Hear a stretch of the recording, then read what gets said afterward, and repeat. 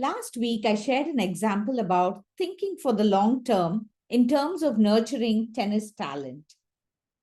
What does thinking for the long term look like in other areas? And what happens when we sabotage that thinking?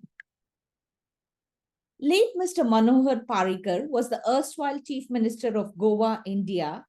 And in a meeting, he talked about his growing up years in Para in North Goa, a small village, and where he had some of his favorite memories. The soil in Para used to be very fertile, sandy, but full of moisture, making it great for growing vegetables and fruits. Para was specially well known for its large watermelons. During the end of the harvest season in the month of May, the largest farmer of watermelon in Para would hold a contest for eating the largest amount of watermelons. And Parikar loved it, and it was a contest that he really looked forward to because his father would, of course, get one watermelon for the entire family. And here was the farmer allowing him to eat as many as he wanted. Parikar then went on to finish his engineering degree at IIT in India, and a few years later went back to that market with full of nostalgia in his hometown looking for those watermelons. He looked around and he couldn't find the large watermelons.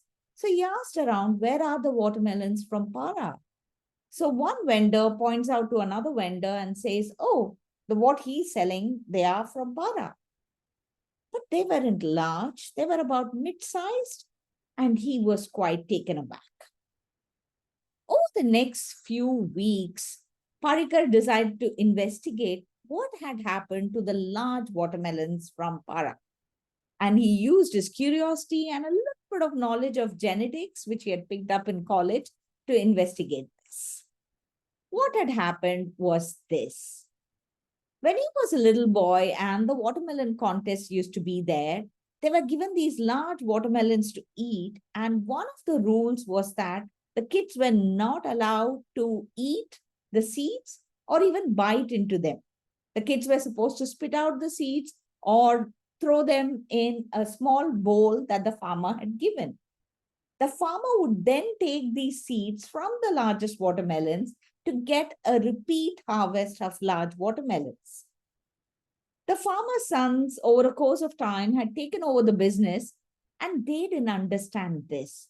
So while they ran the contest, they did it with the smaller watermelons and they kept the large watermelons for sale because they could fetch a higher price in the market. And as a result, the contestants going forward gave the seeds of the tiny watermelons, and therefore the harvest gave tinier watermelons. And in the course of 7 to 8 years, the entire production of Para moved from big watermelons to tiny watermelons, just in one generation. Clearly, a sacrifice of long-term value for short-term profits. What also connects to me is that it is really important to clearly understand the why of a process. Why does this thing work before and why is it not working now?